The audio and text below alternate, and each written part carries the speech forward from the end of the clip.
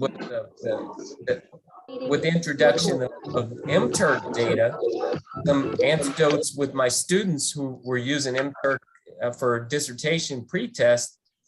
One in particular I can remember, there was a student whose target population was the Southeast United States. So to get into the survey, someone had to indicate what state they're from. And if they weren't from one of the Southeast US states, they got kicked out. And on one of the MTurk blogs, my student was getting berated by MTurkers because they said, one in particular said, I've tried 15 states and it won't let me in. Well, and there are other things like that. We'll begin to question the quality of the data and what we were getting. So all of this is kind of the long short. It seems like we've gotten very sloppy in our data quality. And if you've got bad data, it doesn't matter how rigorous your statistical methods are, what comes out is going to be bad. And so that's sort of the short backdrop for this study. And I think I'm turning over first to John Ford. And John, if you want to give a little introduction and get us. Sure. Thank you, Barry. You know, Barry and I have talked about data quality at a lot of conferences over the years. In fact, we've used you know, sources like Qualtrics since they started. And so, you know, one of the concerns people had always voiced was that, well, you know, you're paying a fair amount for Qualtrics. And so people said, you know, maybe if there are other sources that aren't as expensive, you know, that'll be a lot better for us. Well, you know, this concern has built over time because there are different types of sources, crowdsourced data. There are different types of vehicles to get the data. We, as an editor, and certainly Barry's been in this position too, as an editor, many of the articles I see, they never say anything about what they do in terms of quality controlling the data.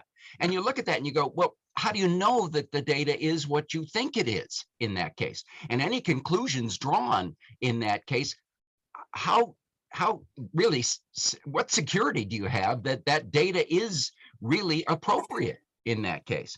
Well, what we want to do is we want to show you what we've gone through here. And this is an article that appeared in the International Journal of Research and Marketing. Well, it's online right now, and it is readily available.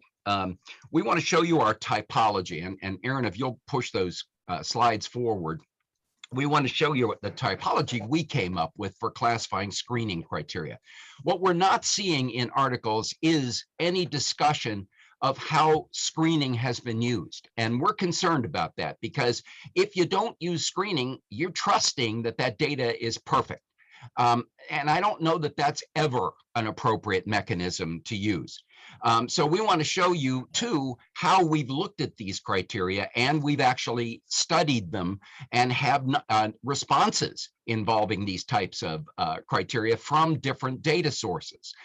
We also want to talk about what you need to be thinking about doing to properly go through your data and assess the data quality in that case. What we really want to make clear though, and right from the beginning of this process, we knew that this was going to be important, is to really make clear what you all need to be thinking about in terms of reporting the actual screening that you've gone through, so that you can at least show why you believe that this data is what it purports to be in that case. Sample quality is incredibly important. All right, next slide, please. All right, there are two types of crowdsourced firms that we've seen.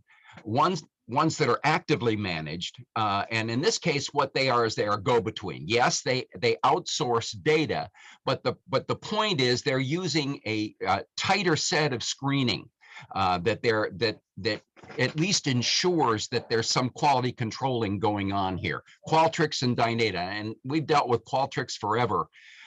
You know, you may not like the fact you're talking about $5 per completed questionnaire, but when we get through, what we're going to try and show you is that if you're quality controlling other types of sources properly, you may end up spending that much money on a per completed questionnaire basis, because you're really needing to eliminate those respondents that are not who they claim to be.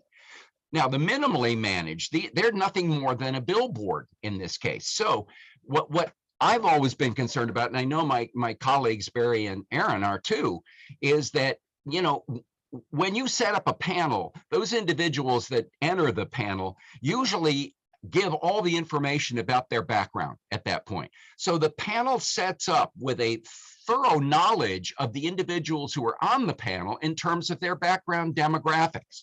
Now, that means that when certain types of demographics are needed, certain age ranges, whatever, racial balances, gender balances are needed, they at least have that information a priori.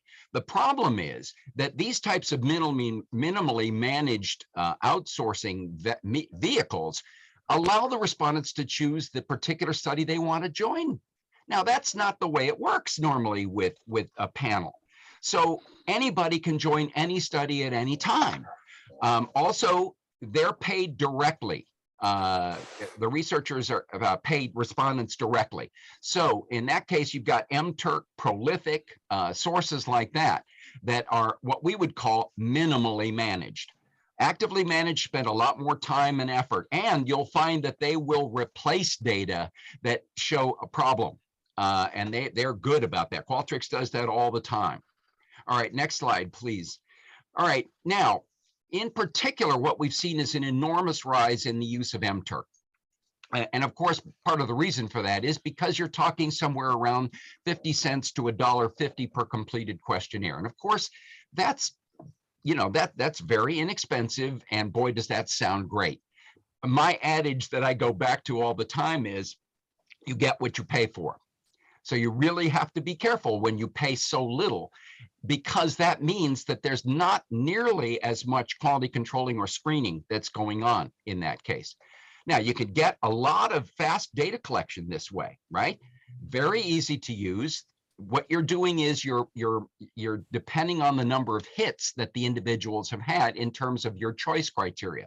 But what concerned us particularly was the top 4 journals in marketing from 2014 to 2018, you can see now the rise in the use of MTurk studies.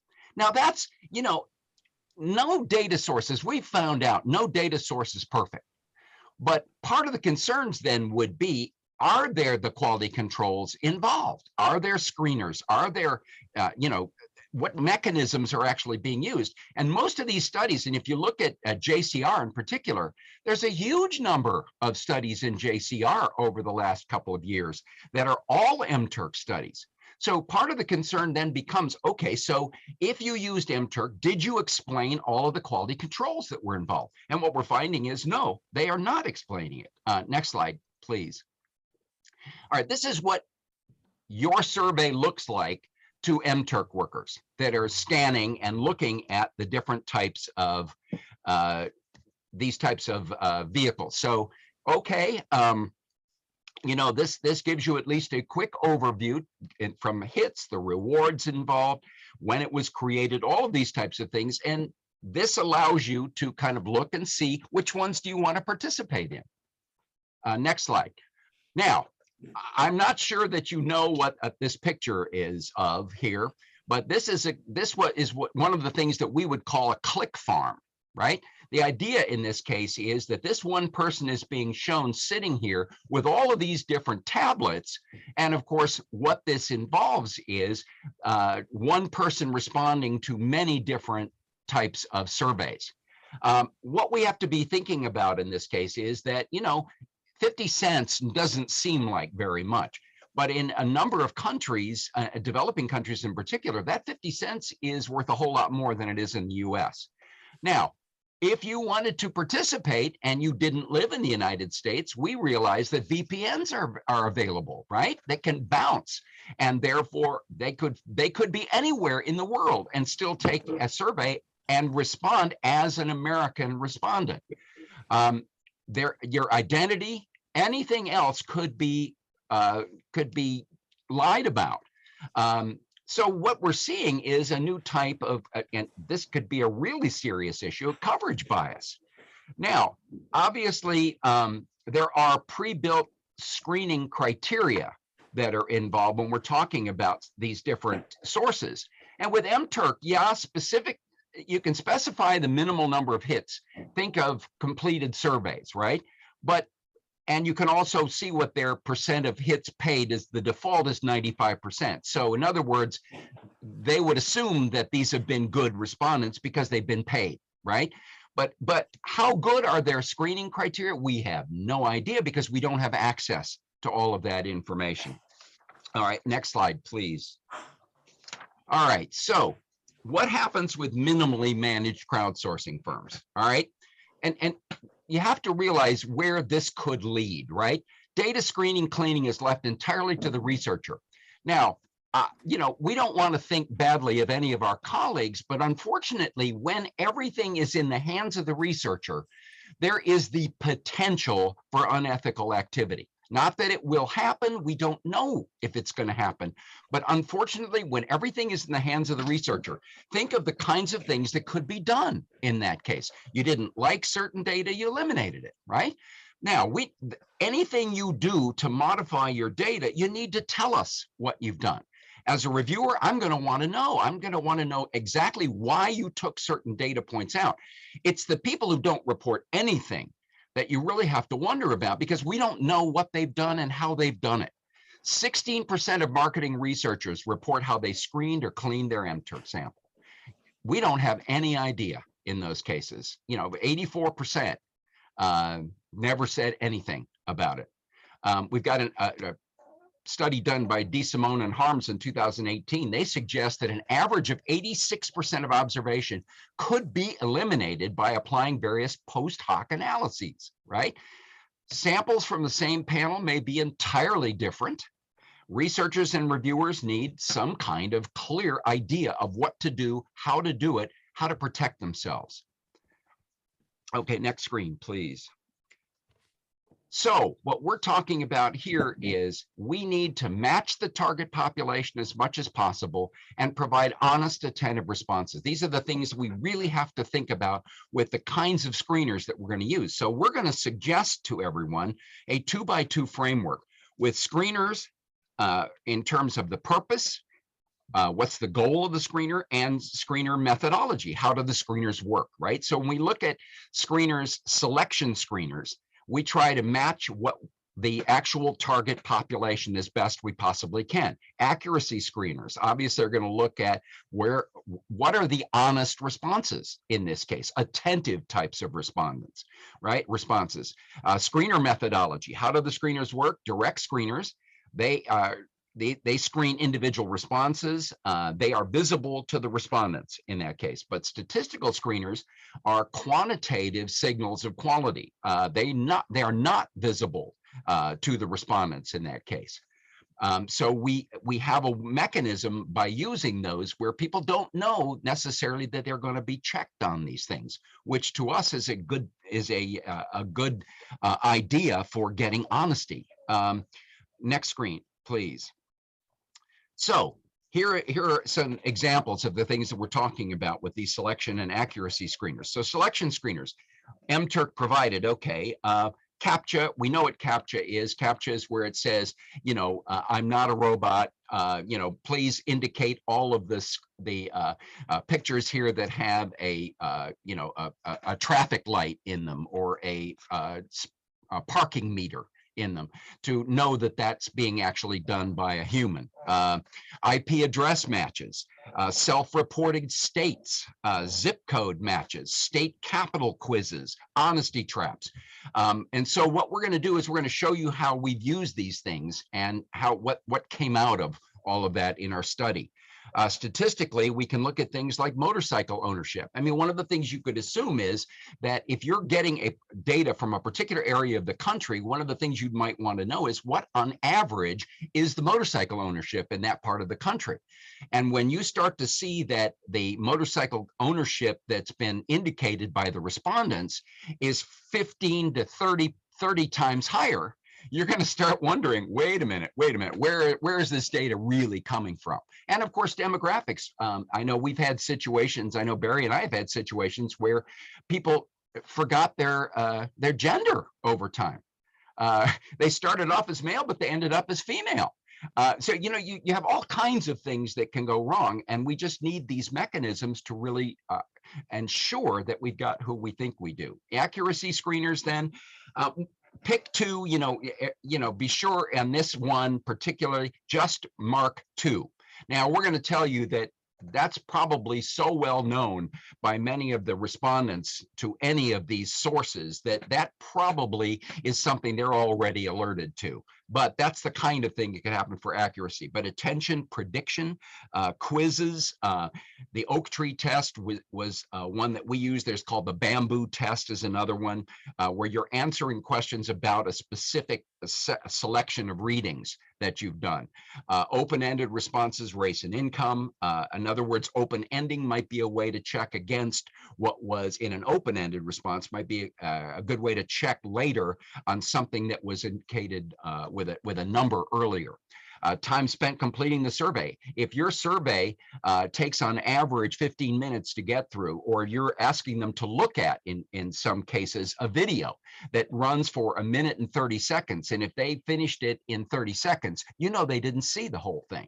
Therefore, there's certainly going to be questions about whether that individual has done what they needed to do in that case. Straight lining, where they're constantly putting the same numbers down, ones or sevens all the way down, is another potential problem. And then personal reliability in that case. Now, I'm going to turn it over to Aaron to take you through what we actually did in terms of our methodology. Okay, thank you very much, John. So what we did was we wanted to look at different, we wanted to test our framework with different samples. So we went to Qualtrics, which was an actively managed partner of Qualtrics, as Qualtrics acquired, Dynata. And if you're not familiar with them, they've changed names a few times over the years, but they've been around for a long time. Qualtrics, MTurk. We actually did 3 different types of screeners. So one thing that has concerned us with the reporting of MTurk is if they don't even report the pre-made screeners in a lot of cases. They might say it's from the United States, but they won't necessarily say other things related to, did they have a number of hits that needed to be completed with a certain percentage of accuracy or number of payment. So we don't know what the quality is there. And you can buy MTurk Masters, which is a different qualification that they can potentially get. So we wanted to test these 3 different samples to go back to our idea that you could get use the exact same panel and get 3 very different data sets. The last one we picked was students. Now, these were the only ones which were face-to-face. Now, to premise this whole study was about accuracy and quality, but we put a guise on there, and we said it was about memory. So we actually had some experimental conditions. The conditions were red herrings to see if the respondents took the survey multiple times, potentially with even different multiple platforms. We asked for the respondents to be from the southern United States. We actually had it in there, we wanted from these states, and they had to indicate what state they were from, but they could self-select in even if they weren't. Now, we did that on purpose because we wanted to see how many people would, knowing that they were from the wrong location, would still self-select into our study. And of course, most of the survey was actually just a whole list of screeners, so we can test the quality of the screeners. We also had an honesty check. And the way that we did this is at the very beginning, or towards the beginning of the survey, we asked what their gender was. What is your gender, male or female? Then what we did is later on in the survey, we said, please complete this last section only if you are, and it was whatever they didn't pick. And then we said that they may be eligible for a small bonus. And then we randomized these 2 choices here. So if they picked male, then only select, only pick it if you're female. So in other words, it gave people an incentive to be dishonest, to see whether or not people would, just change their gender just for the sake of being able to be eligible of this reward. So it was an honesty check. This is what it looked like down here. So now that we've introduced the kind of screeners that we had on there, let's look at the quality of the data. And I know this is a lot of information all at once, so bear with me. These are the direct selection screeners. So again, these direct screeners are ones that the respondents, it actually appears on the survey in some way. So the respondents, it's visible to respondents. Selection screeners are you from the sample population that you're supposed to be from, right? So that's what this category is. So direct selection screeners. So here we have the total sample size for each of these. We got a little bit different sample sizes for each, simply for a variety of reasons. We didn't get all the MTurk masters to complete the surveys. We opened it up for 200. We didn't get all 200. Here we got an extra one for some reason. Qualtrics gave us we had a few extra, and Dynata had a minimum amount, so we couldn't pick 200. We had to pick at least 400. And these were how many students were in the who opted into our survey, because the way we do the subject pool. The CAPTCHA removed one single person, and it was a student, and we know that student was the person they said they were. So the CAPTCHA did not at all. We go into IP matches, and all of a sudden we see a massive drop. Now, what this means is, are you from where you say you're from? Based on your hold on, someone is, there we go. Are you from where you say you're from based on self-report and based on your IP address? Obviously, you can see that this number drops dramatically among the MTurk screeners. MT0 means there's no pre-selected screeners at all. And with the low screeners here, they had a very minimal standards. For both of those, it dropped off dramatically, much better for the MTurk masters and the other samples. We go through here, we got a few others, like what is the capital of the state that you live in? What is the capital? Now, most people know what the capital of the state that they live in. Do you think we can check this IP while the participants are taking it? Okay, we're going to address that in a little while. That is a really good question. So the question is, for those of you who can't see it, do you think we can check this IP while the participants are taking the survey and kick them out if they don't answer correctly? And this is not something you probably want to do, but we'll address that a little bit later. The reason why is because of VPNs.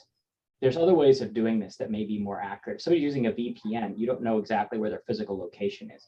So the IP address can mask where they're really located. If you look over here at the state capital quiz, you think that most people know what the capital is in the place that they were living. But among the poorly pre-screened MTurk group, you actually see that there's a pretty, sorry about that. You see a pretty large number of people in those groups who did not know their capital. And here's the gender honesty down here reported. Now, the takeaway number one here from this direct statistical screeners are that the actively managed samples are far more likely to represent the target population. If you get an actively managed, if you spend the extra money to get this sample, you're far more likely to get people from where they say they're from. Why is this important? Well, this is important because even if you're in consumer behavior and you're thinking that your results are generalizable to humanity, to all of humans, your research materials are still going to be language specific. So the respondent, if they don't understand the language or don't understand the cultural references in your research materials, they still won't respond to your materials correctly. So you can't actually create a survey that is human wide, that goes to all people, right? I mean, it doesn't work that way. You have to have something that is culturally specific. So to a certain extent. So if that's the case, look over here at these MTurk without any sort of screeners at all, any pre-screeners. 17% passed all the direct selection screeners, only 17%. If you, in your research materials, assumed that people were from the United States, would understand the cultural references and English, you have a fairly decent chance, 83%, of respondents who may not be from where they say they're going to be from, and that could affect your results clearly. So let's talk about statistical selection screeners. Now, these are ones that are invisible to respondents and still check where people are from. Now, again, this is a ton of data, so I'm only going to go through two of these categories. One, not a race. So this was an open-ended question. And for the future, I recommend putting race, ethnicity as an open-ended question. First of all, it doesn't force people to self-select into a particular category, which is really important for a variety of race, for like self-identification. But also it helps you to check whether or not the person is actually taking your survey seriously. So it can affect, it can help you identify respondents who are not taking the survey attentively. So here we have not a race, 7% and 8% among these two lower tiered, lower pre-screened MTurk samples. Meanwhile, we look at the general population over here, and it's much lower. And MTurk masters, it's 0. All of them got it. You might notice that for income, we did not remove any data for this. So this is reporting absolutely everything we got. So I think it's kind of fun to point out that we had some people who reported earning,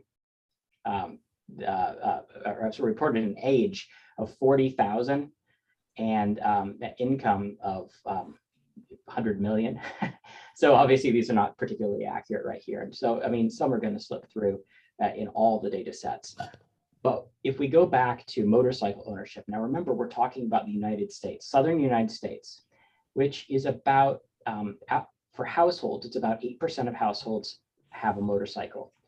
You compare that to Asia, and in Asia, there are countries where it's about 60% of households, and some countries that it gets up to even 80% of households have a motorcycle. So when we look over here, these results in that context lead me to believe that this is not the United States. If 60% of respondents have a motorcycle where only 8% of Americans have motorcycles, then it leads me to believe that this is not an American sample. Most of these respondents are not from the United States. Now this is, the motorcycle ownership is a clever way of doing this because people don't understand that motorcycle ownership has anything to do with the country that they're from. So this is completely invisible to MTurk respondents. And you don't have to just use motorcycle ownership. You can do anything like, did you have a pizza last week? Anything that you have data on the country that they're from. So if you have how much Americans eat pizza, data to that, then you can use this. Motorcycle ownership is particularly good because we have registrations that we can check. So we can actually formally check this against records. Here are some of the not race comments: female, ghost, babyface, race, and just nonsense. Okay, so the takeaway two, none of the samples fully match the population, but the non-MTurk sample was definitely the poorest match. In fact, students were a better match than MTurk. So if you think that the student population is not generalizable, then the raw MTurk data, the non-screened MTurk data is definitely less generalizable to the general population of the United States than the student sample. The direct accuracy screeners. So direct, again, this is visible to respondents, their questions. Accuracy is, are you paying attention? If you notice over here, the pick 2 question, as John had alluded to earlier, did not really screen respondents out particularly much, particularly among these MTurk. They're used to seeing it, they know what to do with it, and they get right through it. When you go to the OAK test with this predictive quiz, what these are, and to be honest, I'd never seen it published in an academic paper. I had no idea about it until I sat in it was an AMS session, and another author went and told me about this thing called the bamboo test. And I started asking around, and other people were doing this too. And what it was a test, and they read all about these facts about bamboo. And then in there, it would say, no matter what the answer was, pick B or something like that. So what this was is to predict whether or not the person was thorough and inaccurate in reading all the way through. We made a different one, the OAK test, because I found references to it on MTurk forums. So MTurkers were already starting to learn about this test and figure out what the right answer to it was. So we created a new one that they wouldn't be familiar with. And if you look at it, it did actually drop a lot of respondents from a lot of categories. Actually here, the MTurk outperformed. The MTurk Masters again outperformed.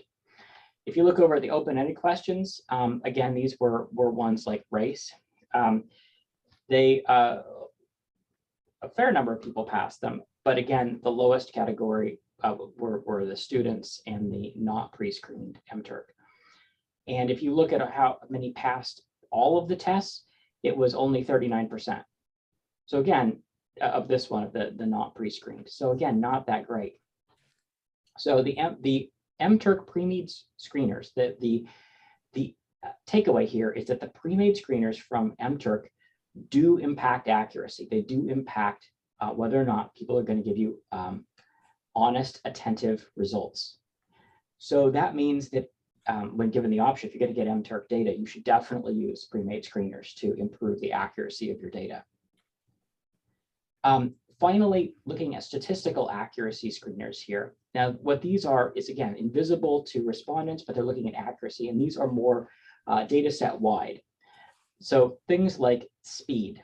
Look over here, and we see that the MTurk respondents tended to be speeding, a measure that was provided to us by Qualtrics for the amount of time it should take to be able to get through the survey.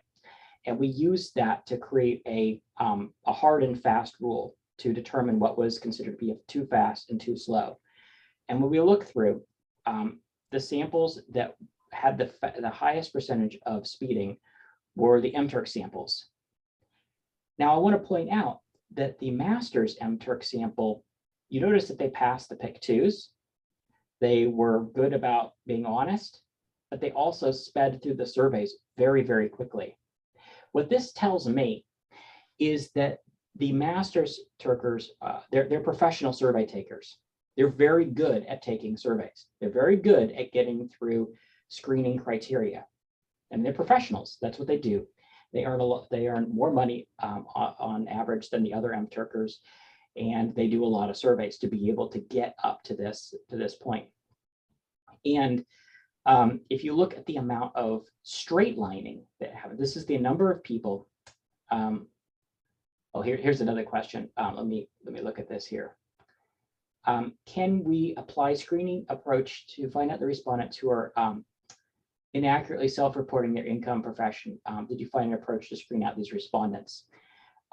Yeah, so obviously we're looking for some of the ones, if it's statistical, then you're looking data set wide. If it's direct, then you can remove individual respondents who don't meet the criteria. So it depends on whether or not it's direct or statistical. SL stands for straight lining. Look at Dynata. Dynata had 101, so 24% of the sample picked all the same answers. So they would pick like all sevens or all ones or all fours or whatever. And these were different kinds of questions. So straight lining was definitely inappropriate. And yet, even with this relatively high percentage of straight lining and relatively fast survey taking, you'll notice that they still outperformed the MTurk on a lot of categories. So this could be an indication that MTurkers are doing 1, 2, 3, 4, 5, 6, 5, 4, 3, 2, 1, like something like that, like Christmas tree. Example, Oak Street test and how we conduct it. Yes. So in terms of the oak tree test, what it is, this is going back to this other slide here, the predictive quiz. All it is like a multiple choice question. I actually don't I don't know that I have a copy of it here on the slides, but it's a multiple choice question with multiple choice answers.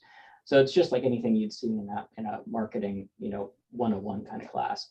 And all it does is talk about bamboo or oak trees or whatever you want it to be. So on this takeaway 4, the contradiction in statistical accuracy is likely to be a sign that MTurk respondents, because they take so many more surveys, they have a high amount of sensitivity to the questions. So they're less likely to be caught by simple things like straight lining, where they could be removed. Professional respondents know that they should not straight line, so they don't. So that means that that us researchers, it's going to be a bit of an arms. Yeah, come on, is it? It's open. It's going to be a bit of an arms race for us to keep ahead of respondents in terms of screening, which is one of the reasons why it's so important to have the multiple categories, to have some different screening criteria in each of the categories. Just to give you an idea of why the categories are necessary, I want to show you the correlations between the screeners that we used. And what you'll see is that there are some correlation here, but none of them are super high, right? So some of the highest ones with the oak tree, passing the oak tree test, we have some that are fairly high here, but nothing that I think the highest one they're among the same category of screeners. So what this means is that you have to have more than one category because you won't catch everybody with the same kind of survey. So researchers need both selection and accuracy screeners. Direct screeners are mostly correlated, and accuracy screeners are mostly correlated, but they aren't necessarily correlated to each other. That said, you did see some correlation with the simple open-ended questions as screeners. So only using the open-ended, not a race, and not an income appeared to satisfy both selection and accuracy. We go back to here. So this is the not an income, not a race. We can see some correlation with both sides. So now let's look at the total aggregate number of screeners that are failed. So over here, if we look at this category here, failed direct screeners total. So this is the number of people who passed all of the screeners for each sample. Here we had 10% passed all of the screeners, all of the direct screeners. And that's not good. That means that if you want to have good, clean data from MTurk without using any pre-made screeners, you have to get 10 surveys, 10 respondents for every good one. So pretty soon, your 50 cents is pretty similar to what Qualtrics with your $5, right?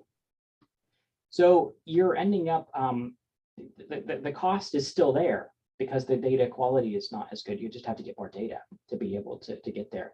That said, we go over here to the Qualtrics and you're still having a pretty big failure rate. So you're gonna still have to get more data of that and account for that as well. Now, granted, these are all of the direct screeners, both accuracy and selection. So these are, this is about as rigorous of screening as you can put your data through. And I don't necessarily think you need to do all of these. So we consider the respondents that pass all screeners to be acceptable quality, full stop. Doesn't matter if you go to MTurk, doesn't matter if you go to Qualtrics, doesn't matter if you go to Dynata. If they pass all the screeners, they're considered to be good data. But that also means that you have to adjust the sample size in order to achieve your desired sample. If you're okay with professional respondents, then MTurk Masterworkers are the best deal, right? At $1.50, you're going to be doing a lot better than paying 50 cents for a less screened MTurk source. Which sample is the best? Well, no matter which sample you get, screeners are necessary. The lesser screened MTurk sample is just, the quality is just not there. It's by far the poorest match to the population, and they provide the greatest, the least attentive, honest answers. Let's see. Active managed panels are better, but they're not perfect. So you still have to have screeners in there because there's still going to be some that are going to, some data that's not high quality that's going to get through. Now, I will say this, that's important to point out. We purposefully asked Qualtrics and Dynata not to go back through our data and remove respondents that they felt were not doing a good job. We did that so we could see what the raw data that we would get from them looked like before it was screened by anybody. But they actually do have managers that will go through and remove data and then provide more response. But we wanted to see what the respondents look like before they did that process. So your data is likely to look a lot better if you have a manager involved in So the MTurk samples look really good on paper. But they are actively communicating about your studies. They have active forums, and these active forums can be contaminating you and biasing your results. I mean, are professional survey takers really representative of your population? So over here is a profile created for me. Now, I did not create this. If you can go on if you want. You can go type in Aaron Arndt MTurk, and this will come up. And this is one of the pieces, one thing that was on my profile that somebody had created for me. It said, I knew it was actually the MTurk Masters, and this is for this survey.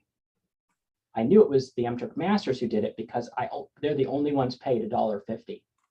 So it definitely was not the other MTurk samples. Potential bonus for some participants. Remember, this was the lie test. Potential bonus was the lie test. So here they've got some information on that. But I think is even more interesting. Here's some more information about Aaron Arndt that you can figure out if you really want to, take my surveys. But here's the one that I found the most interesting. This was a different study that I had done, and this one got published a few years ago. And what we were looking at was similarity attraction effect, but choosing between different respondents for a particular choosing between different service providers, I should say. It was not about racism or sexism. That was just not part of the study. But here we have this person writes, go to old-fashioned, you so racist and or sexist ? Loaded choices. So you can imagine what this would do to contaminate my results, because if the respondents are talking to each other about your studies, then that is going to affect, particularly if you're using experimental methodologies where you have different conditions. But it also affects every study that I might post on MTurk later, because anyone who's looking up Aaron Arndt to decide if they want to take my study is going to come across this and go, oh, Aaron does racism and sexism research, and they're going to have that bias going into my survey. So this is a major problem if you're going to be using the MTurk Masters sample. I see that we have a few more questions. I think we're going to hold some of these questions until more towards the end. But let's go ahead. I'm going to turn it over back to John to talk about recommendations. Okay. Yeah.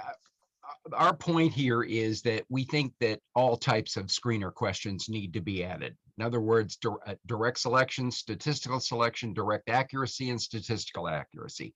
And we think that 2 of each type would make sense. Now, while you might immediately be concerned that that might take, 8 new items onto your questionnaire, that's not necessarily true, because some might take 2, some might take none that they require to be able to run these. So redundancy can verify data quality. And this is something we're really, really concerned about, is that you can find that there are lots of ways to trap individuals into truly indicating to you that they're not being as honest as they needed to be, or that they're not who they say they were. And both of those are important, because they're not then responding in an honest way or representing the population that you think they're representing. Screeners do not necessarily correspond to length. So we'll explain that in a minute. Now, here's the thing. Because everything is available, especially through MTurk's system, people are getting the word about you, your surveys, how to deal with different types of questions. So the point is that if they're being constantly sensitized to what's going on in survey research, we're going to have to stay one step ahead of what they're learning to do, which means that we have to be very, very careful. Because if you use the same types of screeners every single time, the problem is going to be that they're going to probably get onto those screeners sooner or later, and therefore learn how to deal with them. And they're not going to work for you as they should. And so what that means is you have to be creative. And so over time, what we're suggesting is that you try to develop new screeners as you go along, using the types of profiles that we're talking about. So when you look now at the next slide, CAPTCHA, no, we don't feel that, or IP address match are going to work as well. Barry, by the way, is providing some interesting sites here that can be very helpful. Matching self-reports, yes, location to zip code or city, state capitals, honesty traps, those things work. In terms of the statistical selection screeners, this idea of using demographics in that case, motorcycle ownership, if you're looking for data from a particular area of the country and you have access to averages, means for ownership, different types of things of that kind, then what we can do is we can go to that and use that as a baseline comparison point, so that when we look at what we've asked in the survey, we can then see whether it's going to be at least even close to what is going on in that area of the country. In terms of the accuracy screeners, attention, that pick two, they're already pre-sensitized to. So that kind of thing is not really going to help as much as it would have in the past. But attention prediction, the oak tree test was something that we created in that case, following along the lines of the bamboo test before, but it's showing whether they're paying attention or not, whether they're actually gleaning from that what would indicate to us that they're concentrating on what's going on. Also, the open-ended responses, race and income, those things are very helpful in that case. It's interesting because the whole idea of, are they really paying attention to what you hope they're going to pay attention to? One of the things that we found, though, as Aaron had mentioned before, was that the MTurk, the senior MTurkers, the masters, do seem to be paying attention to what's involved here. And that's good. But then if they are already pre-sensitized in so many ways to what we're asking in many ways, then they know ways to mask what's going on and deal with them. And therefore, we don't necessarily trap them in the way because they're so sensitized. So that's something really be careful about. Also, in terms of the statistical accuracy screeners, things like the time spent, if somebody goes through that entire survey in 2 minutes, there's something completely wrong in that because they didn't pay attention and they just zipped right on through it. Now, having said that, we know that the Master Turkers, as an example, take fast tests, right? And again, if you put in things like having to see a 3-minute video or a 2-minute video or something like that, we know whether they took the time to watch the whole thing or not. And if they don't, you can't use that data because then they did not complete what you asked them to do in that case. That would be a direct screener. You would take them out if they didn't spend the time on that. So time spent completing the survey compared to an objective criterion of some kind. Next slide, please. So direct selection, here's the idea, ensuring North American respondents, right? Pre-generated screener, asking respondents their hometown on page 2, right? Then asking their zip codes on the last page of the survey. We found a lot that didn't match up. So clearly, yes, they might have had an idea what their hometown was, but they didn't have a clue on what the zip code was. And if you think about it, one of the things we have to be careful about is when they're filling out the survey, could they go to their phone and get an answer to one of the things that we were asking, right? To follow through with the lie, right? So one thing you want to be careful about is how long it took them in those cases to come up with a response, right? Because it could be, yes, they finally found what that zip code was, right? So we have a lot of other things we have to pay attention to in this case to make sure that these people are who they really say they are. in terms of statistical selection, right? This idea of the owning of a motorcycle, that was Barry's idea. I think it was great because frankly, what that suggested to us was, hey, one of the possibilities is that if these people, and we've heard often that a lot of Asians will participate in these surveys because of the VPNs. Well, one of the things that certainly was an indicator in this case was if there's a high ownership of motorcycles, these are probably not people coming from the southeastern United States, because the minimal ownership in that case was so outweighed by this enormous potential ownership, right, that we knew there's something really seriously wrong here. Also comparing demographics to national averages. We know, and if we have regional studies that have been done, we know what those regional studies would indicate in terms of ethnic makeup, in terms of age, in terms of income levels, these types of things. And maybe those had been studies that had been done for the newspapers, the regional newspapers, or for different types of government studies that have been done. These things are the Statistical Digest of the United States has things in there that can be used in some cases as a comparison point. But in this case, by doing all these things, we've actually added only 3 items to the entire survey.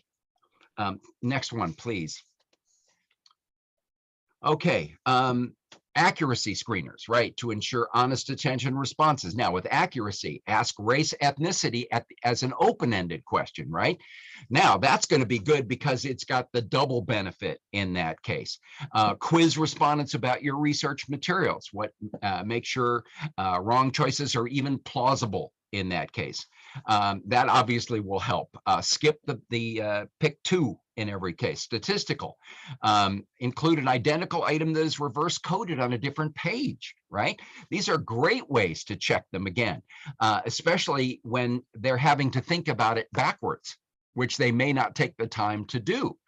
Compared time spent on a task with a clear standard. Did they spend 1 minute watching a 1-minute video, as we said? If you include all those, that's an additional 2 items. So between the 2 sets, we've added only 5 items to the entire survey instrument. Okay, next one. All right. Now, for direct screeners, we would suggest removing them before the main analysis, right? Take those direct screeners that indicated they weren't appropriate out, right? For statistical screeners, verify data quality in that case, and have one researcher screen data and a separate researcher conduct the main analysis. One of the things all of us are concerned about is the fact that, and we're not suggesting this happens, but the potential is there to say, oh, those outliers sure didn't look good to me. I think I'll take those out. And then all of a sudden, oh, the hypothesis works, right? But it didn't work before. And so part of the concern here is certainly going to be, are individuals being included here who really shouldn't be included? And that would involve the direct screeners. Take them out.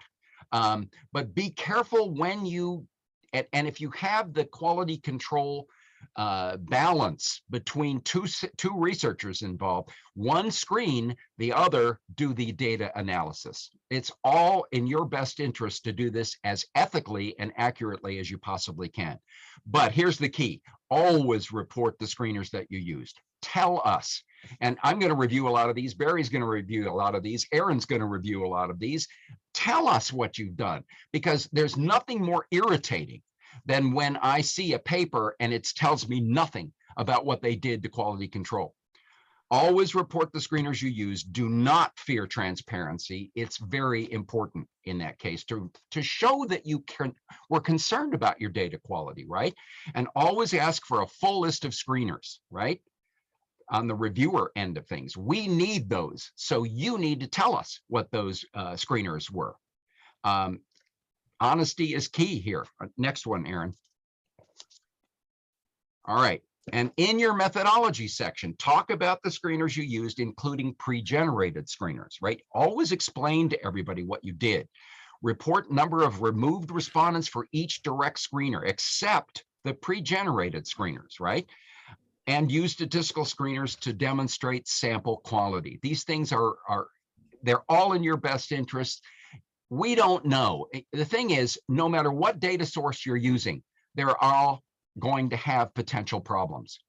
The more that you actually include these and protect yourself and stay ahead by including some new ones every so often, you're going to be in a better position to say that you believe that these individuals do represent the population that you needed them to represent. And second of all, that they're being honest in the way that they're responding. Obviously, we're always concerned about things like social desirability bias and issues of that kind. And the more that you can assess a mechanism by which you can assure yourself that they've responded honestly, the better off you're going to be. So I wanted to, at this time, we can talk about questions. So I've been getting a list of chat questions, and I thought that John, I, and Barry can, I'll read off the question, and then the three of us can answer the questions to the best of our ability and discuss them. Does that sound good? All right, so let's start with, here we go. The first question is, does analyzing IP address match create ethical issues? This could be a problem in the EU particularly. So ethics of using IP address. Wow, I'm not sure why the EU would have so much trouble with that, because of different country identification in that case, that you don't want them to be able to identify the country of responding. I think it might be for identification of the respondent, but what I would say here is that we found that the IP address matching was not particularly valuable anyways because of the VPN issue. So we recommend other sources other than using IP address.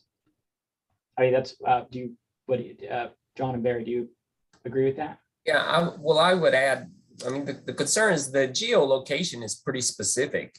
If someone answered in a certain apartment building, for example, you could identify that from the IP address. And so the problem is with EDRP in the EU with that. But what I think the bigger question, since we use these electronic surveys, is that you have to be careful with assuring people anonymity. Mm-hmm. Yeah. Anonymity is really hard to achieve with these approaches. So I try to be careful to use the word confidentiality instead of anonymity, because if we really wanted to get an idea of who you are with that IP address, we probably can't. Unless they use a VPN. Right. Yeah. Unless it's masked, and then they can pretend to be somebody else. Yeah. Yeah. All right, so I sort of answered this question partway through, but I want to put it out to all of us. Can we apply a screening approach to find out respondents who are inaccurately self-reporting their income, profession, and other socioeconomic indicators? Say that again. Can we apply screening approach to find out the respondents who are inaccurately self-reporting their income, profession, and other socioeconomic indicators? Yeah, in other words, as an eliminator from the survey. Yeah, I mean, I think just redundancy, right? Yeah. Yeah, I think redundancy would be the best way of doing this, asking it multiple times. Yeah. Yeah. Let's see. Okay. Oh, here's one that I didn't answer at the time, but I definitely think that the three of us should fill this one here. Aaron, I have pre-registered my studies and used tactics described in Current 2016 for data exclusion. However, the reviews suggested that in the editor's eyes, data exclusion is a red flag. How do we change this mentality? Oh. Okay. I think the best way is to be as honest as you can about why you eliminated any respondents, and give your rationale for why you eliminated respondents.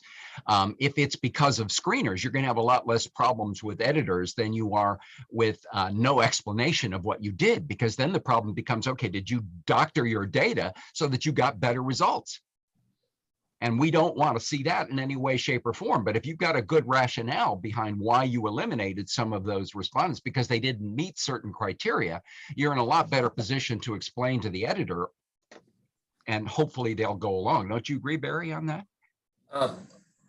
What I would add is that we tended to forget about some concepts, and one of the concepts is missing data. And in all the chapters in multivariate data analysis, I often point to chapter 2 as probably being the most important chapter, and that's where we talk about things like missing data and outliers and so forth. Any respondent that you throw out, it becomes missing data. And so at some point, you have enough missing data where you're going to question the quality of the sample and the representativeness of the sample. You're going to wonder about non-response bias. Yep. And questions that we used to routinely address with snail mail surveys that just get washed out, they just get thrown out with electronic surveys. Nobody's addressing those questions. And I think you're starting to see some calls, for example, to report response rates. What's the net response rate? So you'd have a gross response rate. People, now you can't, if it's single opt-in, there's no way you have an idea. You can get a percentage of those who opted in who passed all the screeners. But everyone that's thrown out is missing data. So in that sense, it is a red flag. And that's why, John, Aaron, have you ever reported a response rate in a paper? Yes. Okay, was it snail mail? I have reported response rate in a variety of different. Oh, I've done a bunch of snail mail. It was routine. And if you didn't report a response rate, you're not going to publish the paper. Absolutely. Even if it was a 15% response rate. Yeah, and in fact, there were some questions because, for those of us who were involved in snail mail surveys, trying to get a response rate that would pass reviewers was pretty difficult. Yeah. And you'd start to see papers reported 30% response rates from CEOs, and you just would begin to question whether those people were telling the truth or not. Yeah. So too much missing data is a problem. I would say that following a rigorous screening criteria and collecting data from using as high quality of structure for collecting data as possible will also help to change people's mentality. And I think this goes back to what both John and Barry were saying, is if you demonstrate rigor in the approach that you took, and if you demonstrate rigor in how you remove data and explain why you removed data, I think that will help to change the mentality. The problem is if you say, there was some data that I didn't like and they're gone, right? So that doesn't give enough information. And I think that is a red flag. And I have to agree with Barry that if you're throwing out 90% of your sample, there could be a problem with that original sample that you got. Yeah, I guess the other thing I would suggest is one of the things we have to consider at this point is if you're having to throw out 20% of your data, then one of the things you might want to consider is collecting additional data. Because in some cases, as Barry has already alluded to, some of the tools and techniques that you're trying to use for analysis may require a minimum number of variable points, right? So that you may need to collect additional data to be able to run the type of analysis that you need to run. But you better explain, what you've done to be able to come up with a final number. And I think the more honest you are about what screening devices you used and why you eliminated the ones that you did, is going to get you a lot further than just saying that we had only a net response rate of X%. Yeah, agreed. All right. So going to the next question, do you have any recommendations on how we create our own panels? And we didn't really get into creation of our own panels within this. This is more of how to screen by using.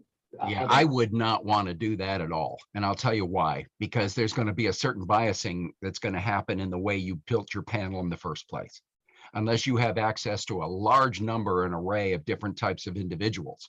I'd really have concern about the makeup of your panel that you self-create. I mean, look at the things like snowball technique, right? One of the problems with snowballing is that there can be very much a connection among all the individuals that participate in the snowball sample, right? So part of the issue is that takes away from the generalizability potential of the data. So the better screening that you do from a wide-ranging source of data is going to give you more at least security in that case. Yeah, great. I agree. Barry, did you want to add anything? Yeah, I mean, if you're going to set up a really scientific panel, you need a lot of money, you need a lot of time, and you know, unfortunately, in most academic research, we're not going to have the budget to even to use really good panels. Also, is very expensive. Yeah. So if you would, you know, there's a reason Nielsen makes so much money, and the reason why so many companies subscribe to the survey results that Nielsen gets, and that's because they're representative. But a typical academic's not going to have money to access a Nielsen panel. Mm-hmm. So the next question is, from a reviewer standpoint, how should we judge a paper's quality if the data is from MTurk? Direct rejection? First of all, I want to say that is not, we do not recommend direct rejection for using MTurk. No. We recommend going through a rigorous process of screening, right? And asking the authors for a rigorous process of screening. So if the data is rigorously screened and the data quality appears to be there, I don't see any reason why you can't use MTurk. The problem appears is if you use MTurk, you're opening yourself up to have more problems, simply because what we found is that MTurk had more problems. But there was still good data in there. So I don't think that a direct rejection is appropriate. I think you shouldn't punish authors for being for doing a rigorous process. Yeah, and I'd add, it depends on the nature of the study. Yeah, Right. yeah. If it's just an opinion survey, well then, okay. An experimental design using professional survey respondents is really, really a bad idea. Yeah. Because Yep. they're going to be so sensitized to demand characteristics. And I can give you an example of a student who was had a photograph that she was going to use in her dissertation, was trying to pre-test it. And the idea was you would look at the photo and then have a memory test to see what you remembered from the photo. So just pure recall, not recognition, just recall. And she got blasted on the MTurk blogs because she wasn't telling how many things people were supposed to remember. Yes. Yeah. Yeah, you're right. Yeah, you're excellent point. Thank you. Let's see. Okay, so there's another one about red flag. I think we answered that one already. Does this research mean that student samples are acceptable? That depends. The biggest problem I've found with student samples, it depends on what they're being used for. In exploratory research, certainly pilot studies, we see students being utilized on a regular basis. My problem is particularly when we get to things like scale development. When you're using students for input, the problem then becomes that you're maybe basing a scale development on mental approaches that do not match an adult population beyond students. And the problem with that is then that you're setting a factor structure in place with an exploratory factor analysis, which will then be verified with a confirmatory factor analysis that may set up the wrong structure in the first place because you were using student input in that case, because they don't necessarily look at things the exact same way. So part of the problem is it's very much a convenience sample. And if you're using a convenience sample, what is the likelihood that there's generalizability from that convenience sample? I mean, this is as convenient as you can possibly get. There is no more convenient sample, right? And so when you look at that, you even think students, well, it's because students are the main buyers of this kind of product. Well, your students are your students only from your particular location, influenced by the fact that they're in your program, and they do not necessarily reflect everybody else. So part of the problem there is I have a real problem with student samples in general. Yeah. Yeah, I completely agree. Although I will say that if you're compared to the lowest pre-screened MTurk panel and students, and it's a choice between those two, I might be tempted to use the students because at least I know who they are. Yeah. Yeah. So, I mean, I don't think, to be honest, I don't love either one. Not for what I do. But it might work for whatever you're doing. You will see that different journals handle this differently.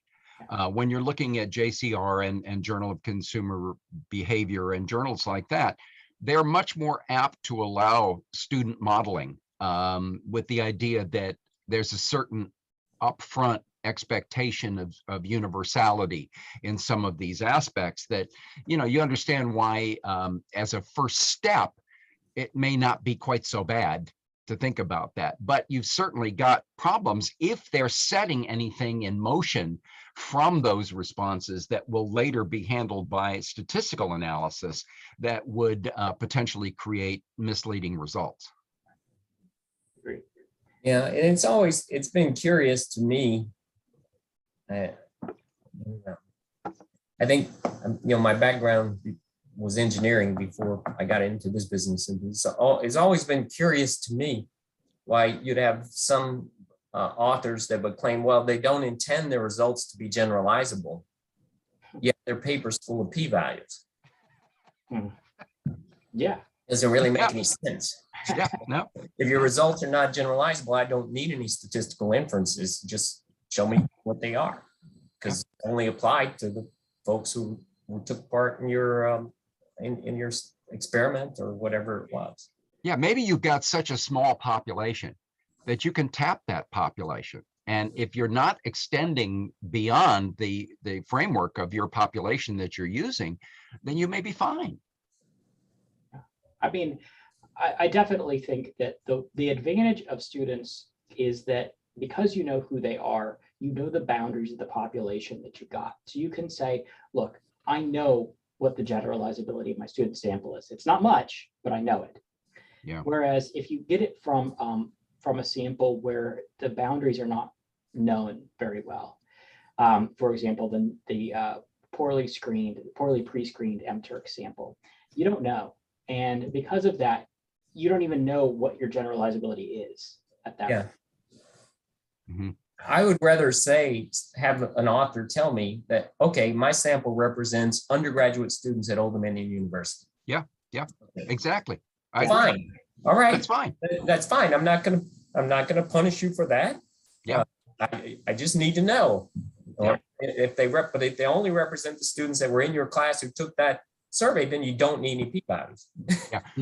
Where I have a little more trouble is if you've got a population from Sri Lanka that was utilized, for a very limited advertising type study, and now we're generalizing to the whole world of advertising that this is going to be the case, and you can't do that. So maybe you put in a colon at the end and say the case of Sri Lanka, right?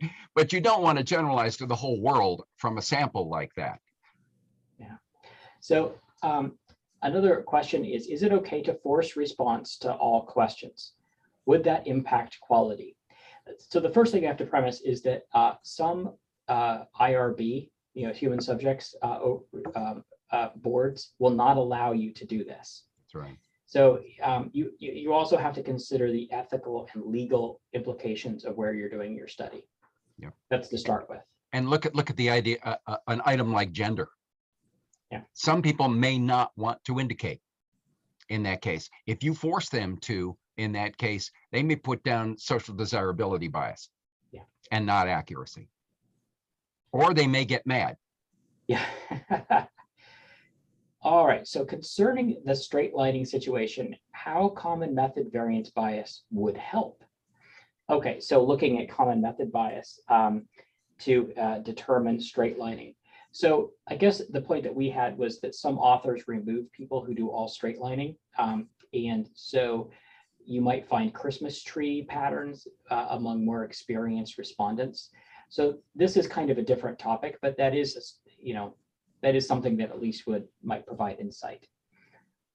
Okay, so here's another one. If a study has two waves, do you think using redundant questions, repeating questions of wave 1 and wave 2 could be a good screener, or will lag time be an issue? Yeah, definitely. Absolutely. Yep.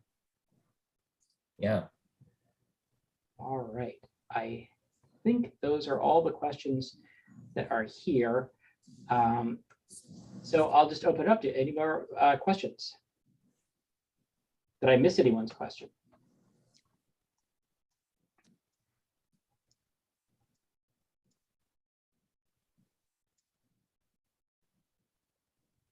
All right.